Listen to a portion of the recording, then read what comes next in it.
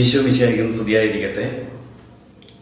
10ാം class മതബോധനം, 7ാം പാഠം, യുവജന ജീവിതവും പ്രാരംഭ ഉദാശകളും 2ാമത്തെ മൊഡ്യൂളിലേക്ക് നമ്മൾ കടക്കുകയാണ്. ഒരു നിമിഷം നമുക്കൊന്ന് കണ്ണടച്ചു പ്രാർത്ഥിക്കാം. സ്നേഹിതർക്ക് വേണ്ടി സ്വന്തം ജീവൻ ബലിയർപ്പിക്കുന്നതിനേക്കാൾ വലിയ സ്നേഹമില്ല എന്ന് അരുളി ചെയ്ത യേശുനാഥ, അങ്ങ് അനുദിനം ഞങ്ങൾക്കായി മുറിക്കപ്പെടുന്ന ദിവ്യബലിയിലൂടെ ദിവ്യകാരുണ്യം സ്വീകരിച്ച് അങ്ങേക്ക് അനുരൂപരാകുവാൻ ഞങ്ങളെ ഓരോരുത്തരെയും അനുഗ്രഹിക്കണമേ. പിതാവിൻ്റെയും പുത്രൻ്റെയും പരിശുദ്ധാത്മാവിൻ്റെയും നാമത്തിൽ ആമേൻ. നമുക്ക് ഏറ്റവും പ്രിയപ്പെട്ടവർക്ക് നമുക്ക് ഏറ്റവും വിലപ്പെട്ട വസ്തു തന്നെ നമ്മൾ കൊടുക്കും, അല്ലേ? നിങ്ങൾക്ക് ഏറ്റവും ഇഷ്ടപ്പെട്ടവർക്ക് നിങ്ങൾ എന്ത് കൊടുക്കാനാണ് ആഗ്രഹിക്കുക? മറ്റുള്ളവർക്ക് വേണ്ടി സ്വന്തം ജീവൻ നൽകുന്നതിനേക്കാൾ വലിയ സമ്മാനം മറ്റൊന്നില്ല, വലിയ സ്നേഹവും ഇല്ല. 2ാം ലോക മഹായുദ്ധം കൊടുമ്പിരി കൊണ്ടിരിക്കുന്ന സമയം നാസി തടങ്കൽ പാളയത്തിൽ തടവുകാരനായിരുന്ന മാക്സിമിലിയൻ കോൾബെ എന്ന ഫ്രാൻസിസ്കൻ സന്യാസി തന്നോടൊപ്പം തടവിലായിരുന്ന 10 തടവുകാരെ വധശിക്ഷയ്ക്ക് വിധിക്കാൻ അധികാരികൾ തീരുമാനിച്ചു. അതിലൊരു തടവുകാരൻ തന്റെ വീട്ടുകാരെ ഓർത്ത് വാവിട്ട് കരഞ്ഞു. ഇത് കണ്ട മാക്സിമിലിയൻ കോൾബെ തന്റെ സ്വന്തം ജീവൻ ആ തടവുകാരനു വേണ്ടി വിട്ടുകൊടുത്ത് ആ തടവുകാരനെ മോചിപ്പിക്കുവാൻ അധികാരികളോട് ആവശ്യപ്പെട്ടു. മാക്സിമിലിയൻ കോൾബെ വധിക്കപ്പെടുകയും ആ തടവുകാരൻ സ്വതന്ത്രനാക്കപ്പെടുകയും ചെയ്തു. ചരിത്രത്തിൽ ഇതുപോലുള്ള സംഭവങ്ങൾ ധാരാളം നമുക്ക് കാണാൻ സാധിക്കും. വ്യത്യാസം, ഇവരെല്ലാവരും ജീവത്യാഗം ചെയ്തത് ഒരു വ്യക്തിക്ക് വേണ്ടിയോ ഒരു ചെറിയ സമൂഹത്തിന് വേണ്ടിയോ ആയിരിക്കും. മനുഷ്യകുലത്തിനാകമാനം വേണ്ടി ജീവത്യാഗം ചെയ്തത് യേശുക്രിസ്തു മാത്രമാണ്. കുരിശുമരണത്തിലൂടെ സാധ്യമാകുന്ന പാപമോചനവും ദൈവിക ജീവിതവും എല്ലാ കാലത്തുമുള്ള മനുഷ്യർക്ക് ലഭിക്കുന്നതിനു വേണ്ടി യേശു ആഗ്രഹിച്ചു. അന്ത്യാത്താഴവേളയിൽ പരിശുദ്ധ കുർബാന എന്ന കൂദാശ യേശു സ്ഥാപിച്ചത് അതുകൊണ്ടാണ്. കുർബാന എന്ന വാക്കിന്റെ അർത്ഥം എന്താ?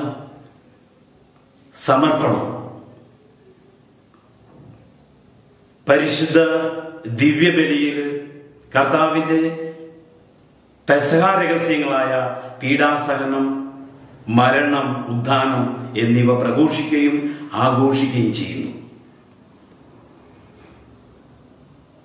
വിശുദ്ധ ദിവ്യബലിയിൽ സജീവമാകുന്നതോടെ ദൈവജനം ക്രിസ്തുവിൽ അനുദിനം അനുരൂപരാകുന്നു.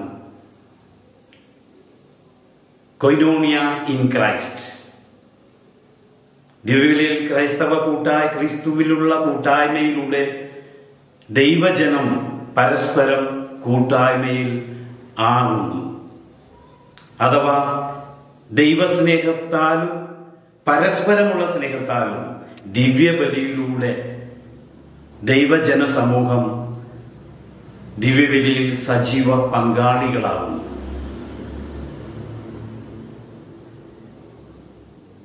അപ്പോസ്തല കാലഘട്ടം മുതൽ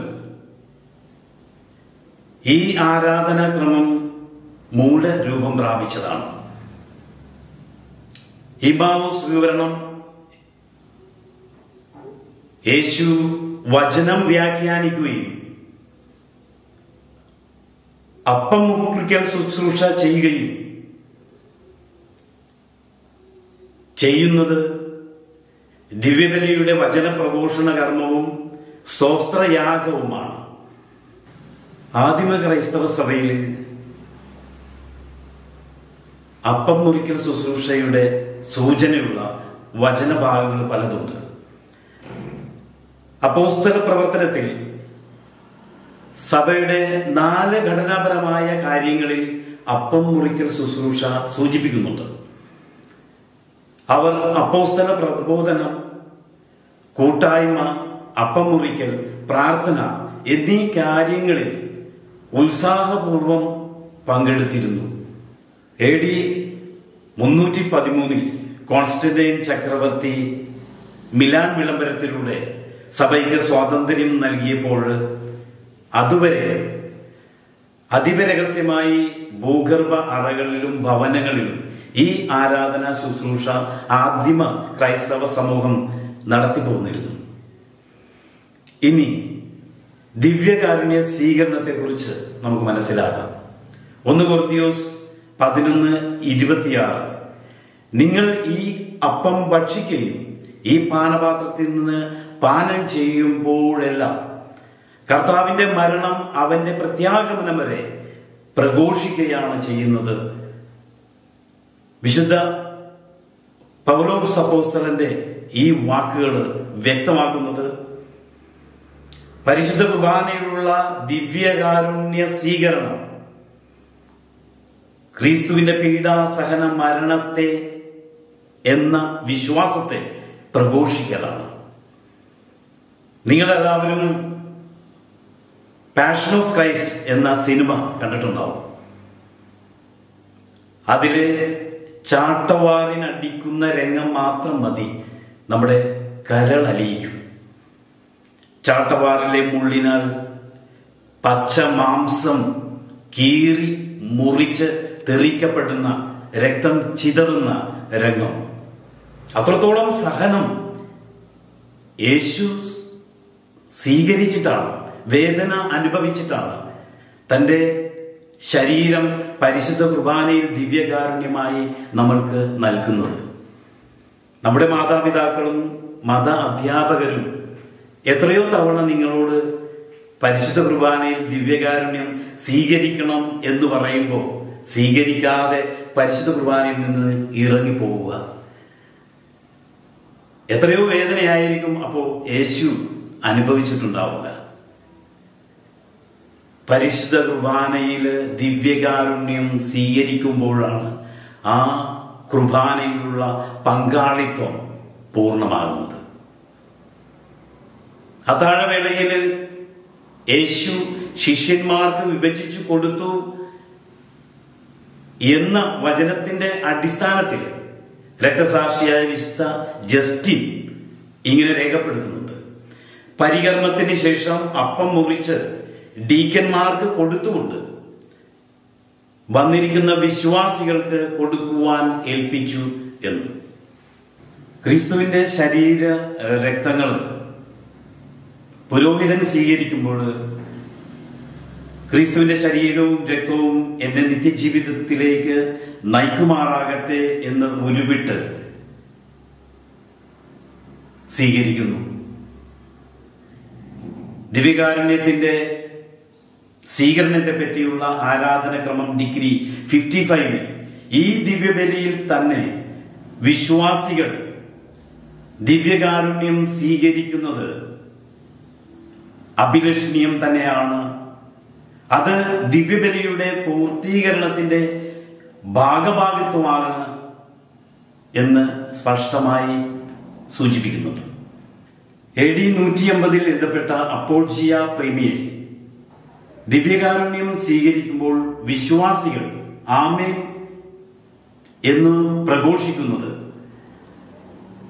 യേശുവിന്റെ ദിവ്യകാരുണ്യത്തിലുള്ള വിശ്വാസത്തിന്റെ പ്രഖ്യാപനമാണ് എന്ന് സൂചിപ്പിക്കുന്നുണ്ട്.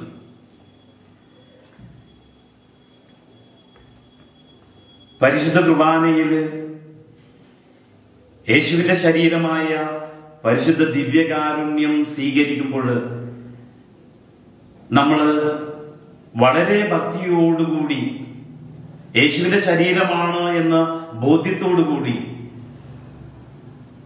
ഭവ്യതയോടെ ബഹുമാനത്തോടെ ദിവ്യകാരുണ്യം സ്വീകരിക്കണം.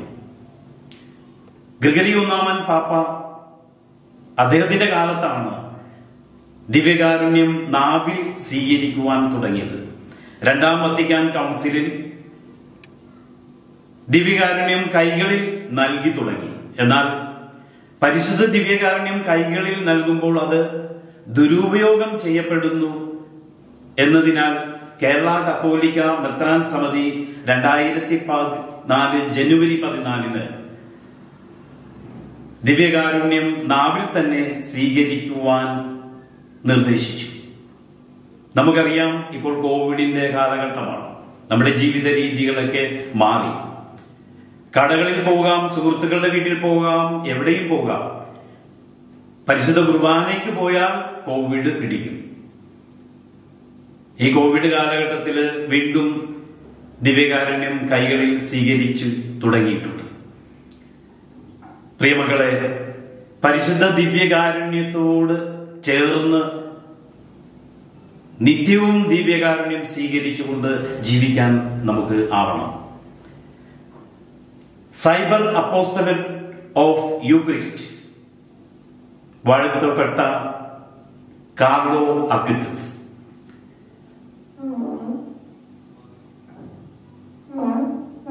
അദ്ദേഹത്തിന്റെ ജീവിതം ഇങ്ങനെയായിരുന്നു. യേശുവിനോട് സ്ഥിരമായി ചേർന്ന് നിൽക്കുക എന്നതാണ് എന്റെ ജീവിത ലക്ഷ്യം എന്ന് പറഞ്ഞ കാർലോ പരിശുദ്ധ കുർബാനയുടെ തന്റെ ജീവിതത്തിന്റെ കേന്ദ്ര ബിന്ദുവാക്കി ദിവ്യകാരുണ്യം സ്വീകരിച്ചുകൊണ്ട് താനായിരിക്കുന്ന ആധുനിക കാലഘട്ടത്തിൽ താൻ വ്യാപരിക്കുന്ന സാമൂഹിക മാധ്യമങ്ങളിലൂടെ, യൂട്യൂബിലൂടെ, ഇന്റർനെറ്റിലൂടെ, വെബ്സൈറ്റിലൂടെ താൻ വിശ്വസിക്കുന്ന ദിവ്യകാരുണ്യത്തെ, അത്ഭുതങ്ങളെ, ചിത്രങ്ങളെ ഷെയർ ചെയ്തുകൊണ്ട് മറ്റുള്ളവരെ ദിവ്യകാരുണ്യത്തിലേക്ക് അടുപ്പിക്കുകയാണ്. നിങ്ങളുടെ പ്രായമുള്ള 1991 ജനിച്ച് 2014 മരിച്ച് ഈ കഴിഞ്ഞ നവംബർ 10 വാഴ്ത്തപ്പെട്ടവനായി പ്രഖ്യാപിച്ച ഫ്രാൻസിസ് മാർപ്പാപ്പയുടെ വാക്കുകളിൽ ജീൻസും ഷർട്ടും ധരിക്കുന്ന ആധുനിക കാലത്തിന്റെ വിശുദ്ധനായ നിങ്ങളുടെ പ്രായക്കാരനായ വാഴ്ത്തപ്പെട്ട കാർലോ, ഞാനൊന്ന് ചോദിച്ചോട്ടെ, എത്ര കാലമായി നിങ്ങളുടെ ജീവിതത്തിൽ നിങ്ങൾ മൊബൈൽ ഫോണും ഇന്റർനെറ്റും ഉപയോഗിക്കുന്നു? ഇപ്പോ മാതാപിതാക്കളുടെ അനുവാദത്തോടെ തന്നെ നിങ്ങൾ ഉപയോഗിക്കുന്നു. ഈ കാലയളവിൽ എപ്പോഴെങ്കിലും ദൈവത്തിന്റെ മഹത്വം ഷെയർ ചെയ്യുന്ന, ദൈവത്തെക്കുറിച്ച് സെർച്ച് ചെയ്യാൻ നിങ്ങളുടെ ജീവിതത്തിൽ നിങ്ങൾക്കായിട്ടുണ്ടോ? നിങ്ങളുടെ സമപ്രായക്കാരനായ കൗമാരക്കാരനായ വാഴ്ത്തപ്പെട്ട കാർലോയ്ക്ക് അതായി. I can,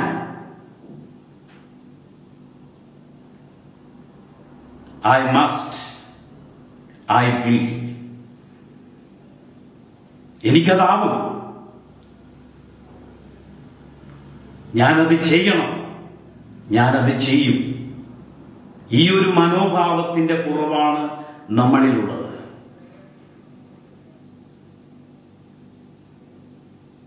ദിവ്യകാരുണ്യത്തോട് ചേർന്ന് നിന്ന് വാഴ്ത്തപ്പെട്ട കാർലോയെ പോലെ ദൈവത്തിന്റെ മഹത്വം പ്രഘോഷിക്കുവാൻ നമുക്കും കഴിയും. ഈ പാഠഭാഗത്തിന്റെ പ്രവർത്തനത്തിലൂടെ നമുക്ക് അതിന് ഒരു തുടക്കം കുറിക്കാം. നിങ്ങളുടെ മൊബൈല്, ഇന്റർനെറ്റില് പരിശുദ്ധ ദിവ്യകാരുണ്യത്തെ കുറിച്ചുള്ള അനേകം അത്ഭുതങ്ങളുണ്ട്. അതിൽ 5 സെർച്ച് ചെയ്ത് നിങ്ങളുടെ 10 സുഹൃത്തുക്കൾക്കും നിങ്ങളുടെ ക്ലാസ് ടീച്ചറിനും അയച്ചു കൊടുക്കുക. ഇതൊരു തുടക്കമാവട്ടെ. പരിശുദ്ധ കുർബാനയിലൂടെ യേശുവിനോട് ചേർന്ന് നിൽക്കാൻ ദിവ്യകാരുണ്യം ദിനവും സ്വീകരിച്ചുകൊണ്ട് യേശുവിനോട് അനുരൂപരാകുവാൻ നിങ്ങളെ ഓരോരുത്തരെയും ദൈവം അനുഗ്രഹിക്കട്ടെ. ആമേൻ.